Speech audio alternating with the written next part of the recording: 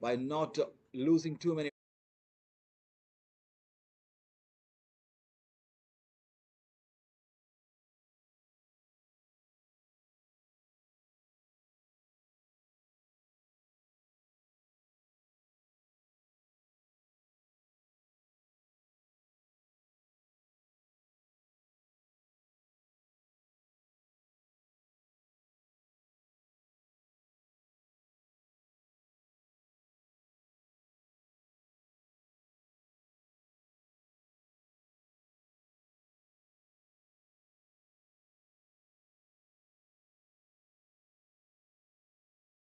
Of 226, this time a cheeky one, down on his knees and swept well, swept fine for a boundary is what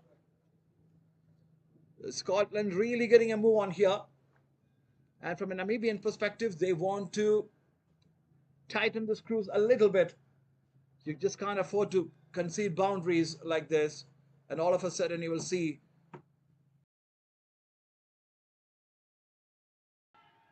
that was a vociferous.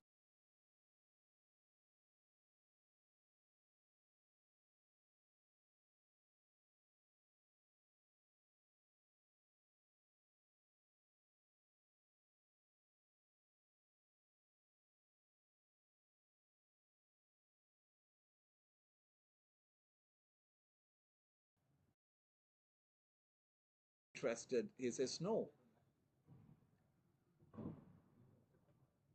Scholz, left hand, tapped on the leg side is more conventional. You try and do that, you have a better chance of survival.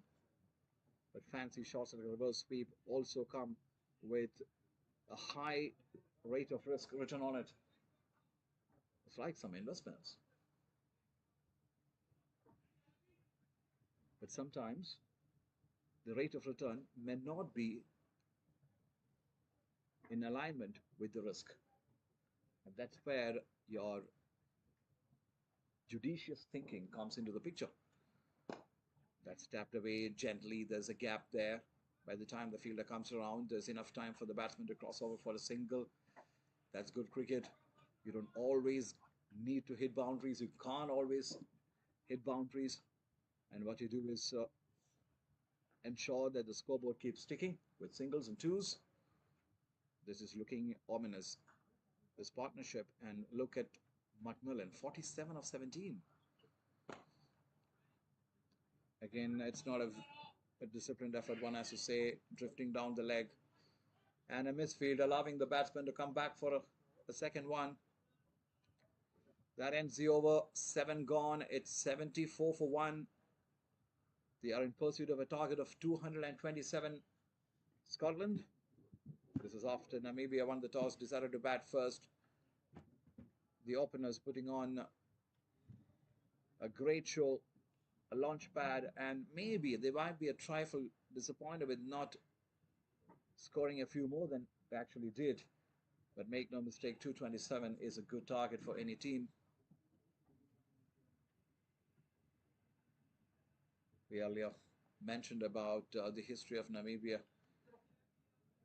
and their international cricket journey. Their active cricket journey also started right after the independence. They got independence in 1990, and the cricket is just 2 years younger to that, which means they started in 1992. And over the years, they have had some good results, but none more impressive than the victory against South Africa.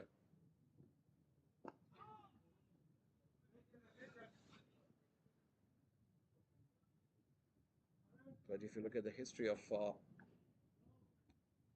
Scottish cricket, it dates back to the 18th century.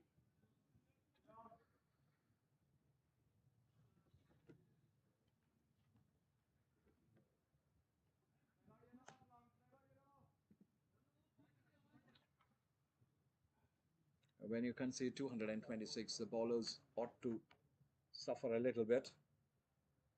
Safiad Sharif going for 47. Oh, it was. I was about to say well done, but I held myself back. Having done so well to reach the ball, couldn't control it and conceding the boundary.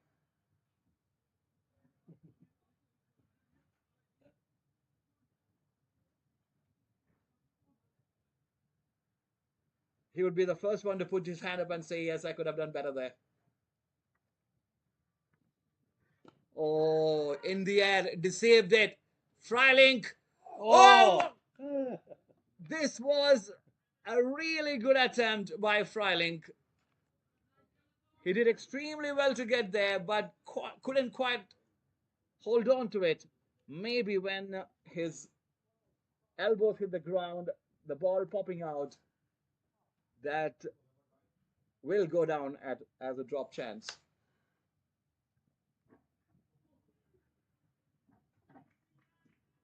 Again, a reverse sweep being employed for a single interesting cricket. A good run and try to stop at the boundary, resulting in a 4 and almost a catch the next ball. A reverse sweep is action galore here in Bengaluru.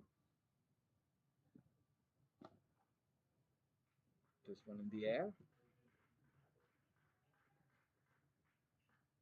Asking to be hit, and having no hesitation in whatsoever in putting that away on the onside. It was only heading towards one direction. The group of people sitting there, they had to take evasive action. 87 for 1, 7.5 overs done and dusted. This is the last ball of the 8th over. Pressure on the bowler.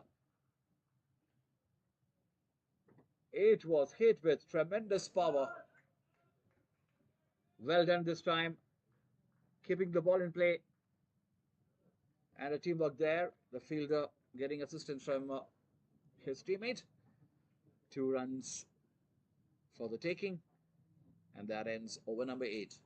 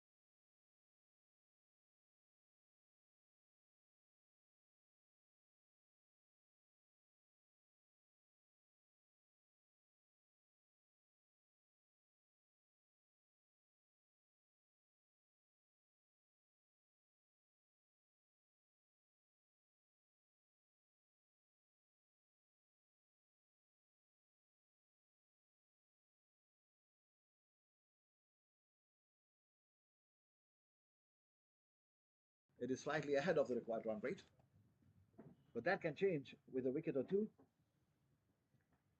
Shots. Again shot. Again in the air. The fielder thought he was in business for a second. He was interested, but sailing over him well and truly for a 6. McMillan in absolute ominous form. His time not afraid and for with some rich dividends. Say much like the Scots did for a good part of their bowling innings, the Namibians are also pretty guilty of bowling it short. When you bowl balls like that, sitting up nicely and asking to be hit, top order batsmen of most countries are going to make you pay for it.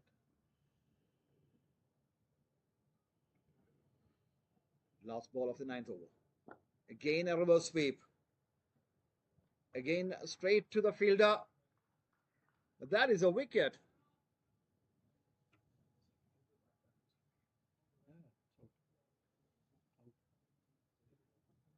That's a wicket. It went flat for a second. I thought maybe on the bounce, but it is not. We'll have a second look at it. Again, trying to be smart, going in for the reverse sweep in the air this time, and the fielder making absolutely no mistake. That's a second wicket down. What? After a decent cameo of 33 of 22, wouldn't be contributing anymore in this innings. He walks back, playing a reverse sweep in the air and finding the fielder in the deep.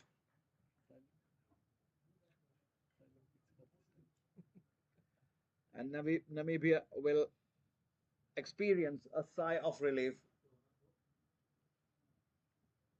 The best way to contain the batting side is by taking wickets at regular intervals.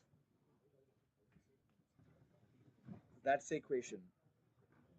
Namibia scoring 226 and Scotland in pursuit of the target need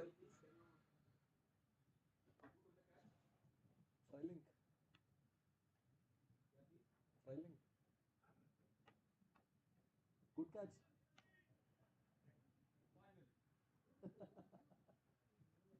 Freiling after having dropped one, which was a very difficult one, taking another difficult one and made it look absolutely simple.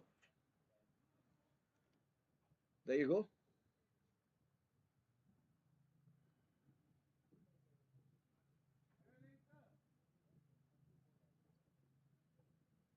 Berrington is the new batsman in for Scotland. Richie Berrington, the captain, 38 years of age, experienced campaigner, has seen it all, and Scotland can do well with his experience. He needs to dig deep into that wealth of experience. Again, ball in the air. Macmillan would have had his heart in his mouth. No, there's no contact with the bat. It's a wide given. It's a wide given. I suspect it would have gone off the gloves of the wicket keeper.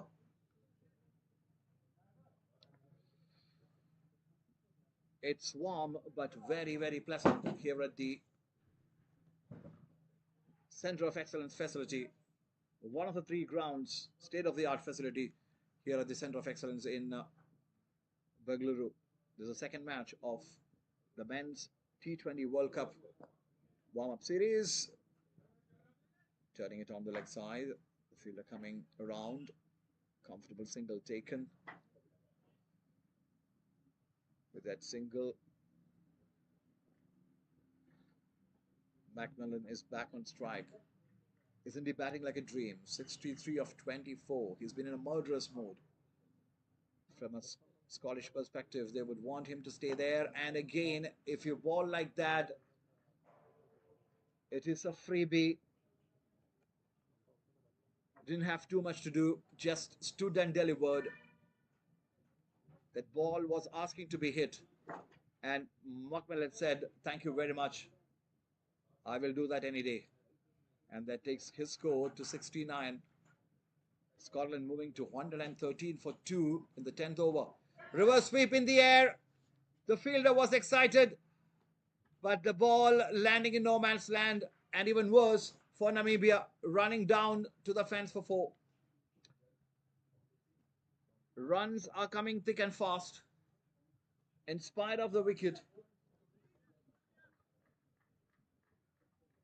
And this time, quite mistimed and mishit the reverse sweep, nonetheless getting the result that he would have been intending. That's well bowled. That's more like it. That's a line, that's a length. And the batsman dutifully respecting that. Last ball of the 10th over. Again, short, steered away on the leg side. Freiling coming around, cutting it down to a single. Over number 10 comes to an end. Chasing a target of 227. Scotland are 118 for 2. with a run rate of 11.8. The required rate is less than that, which would mean they are well and truly on course. And from a Namibian perspective, they would want to have a wicket or two fairly quickly to put pressure back on the batsman, reduce the run rate, pull it back, and make the contest even Steven. But at the moment, it's only fair to say that the Scots have their noses slightly ahead.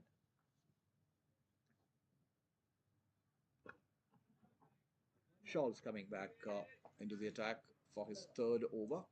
1 for 23, a very decent figures in the circumstances. This is the 10th edition of the Men's T20 World Cup, which is commencing in a few days' time. And what an occasion it is. India, the defending champions, of course, one of the hosts. Sri Lanka being the other one. And these two teams, it's pretty interesting to take a look at where they are placed in the mega event. The Scotland is in Group C, along with England, West Indies, Nepal, and Italy. This is again a shot the fielder can only watch. You can put 100 fielders in the ground, but when there is a shot like that, all you can do is to watch and admire the ball sailing over. But one has to say that's not smart bowling.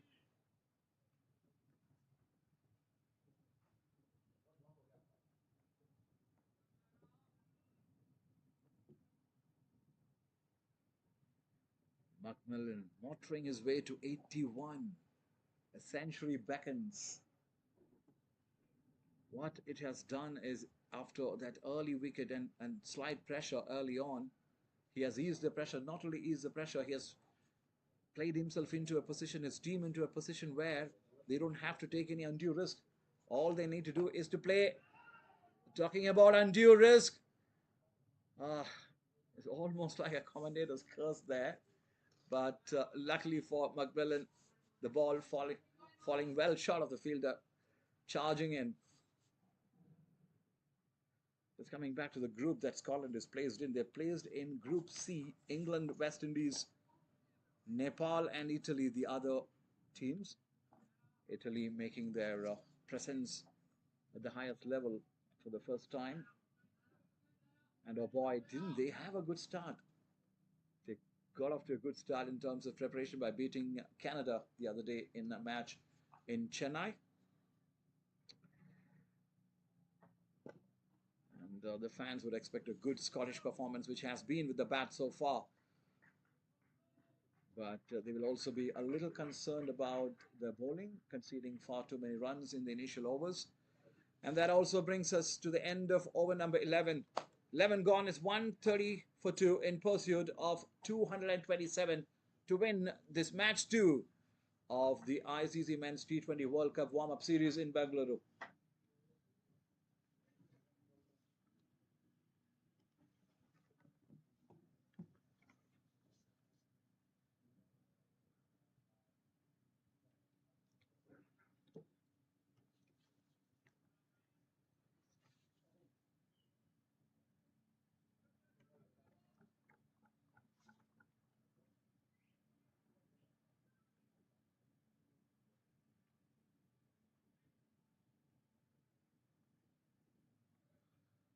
By the look of it, the captain himself has brought... Oh! Almost picked up a wicket right away. It was hit with tremendous power. Was flat, didn't have the elevation. The fielder was interested, went for the jump, but just evading him for another 6. Gerard Erasmus, the captain, has brought himself on. Again, short one, but lucky to get away with that one. A single conceded.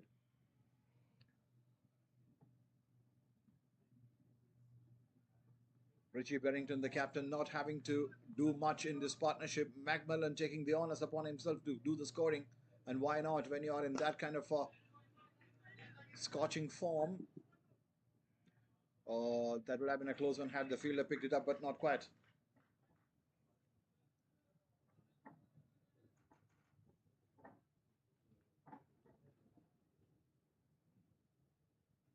It's Macmillan on strike. 86.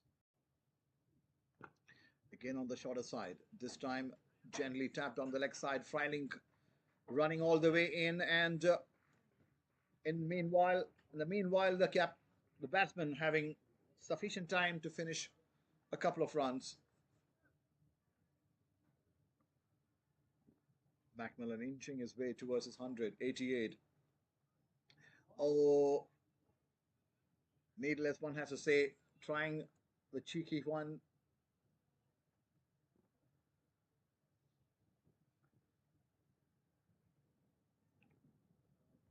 There's a fine breeze that is blowing across the ground. It is keeping everybody pretty cool and comfortable.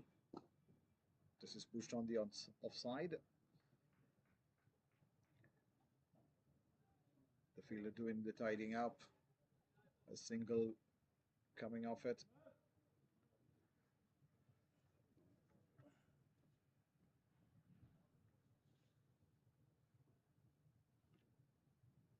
Of course, it's a different field for Captain Burrington. Slightly different field.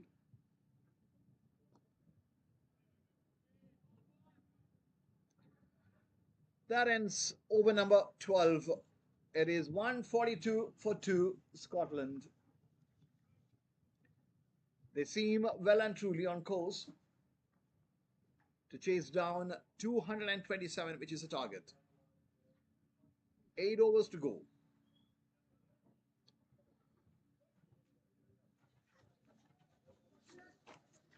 Now with England, West Indies, Nepal and Italy, Scotland being the 5th team in the group, they'll see what best they can do. They will obviously fancy the chances against Nepal and Italy. And of course, England and West Indies, on paper, clearly being the favourites to go into the next round, the round of 8, the Super 8 as we call it. But that can wait. And of course, on the other hand, Namibia is in a strong group as well. India, Pakistan, Netherlands, and USA. One might argue that Netherlands and USA may not be superpowers, but Netherlands have had some upsets over the past few years. And one doesn't have to look beyond the 2024 edition to know what USA is capable of doing. They upset Pakistan, and interestingly, they're in the same group again. And that's also a time for me to welcome back Abhinav, who looks refueled and refreshed. Yes, definitely. Thank you so much for that. It's wanted to have a drinks before the players have a drink before the drinks break, and it's now becoming hot here in Bangalore. So a lot of water and hydration is definitely needed for us commentators. So bringing you this fantastic action here from Bengaluru. It's been a run fest here from the start. We promised you a lot of runs, and that's what's happened since ball one, when the likes of Jan Fradek and Lawrence Steenkamp let loose, and now Brendan McMullen is just going on his merry ways, 90 so far, and surely that gives Scotland enough confidence ahead of their opener. Oh, that was the batsman would feel that he missed out on that when that is a full toss. But sometimes when a surprise full toss comes your way, you don't know what to do with it. You mentioned rings. We are in Bangalore, but that doesn't raise any suspicion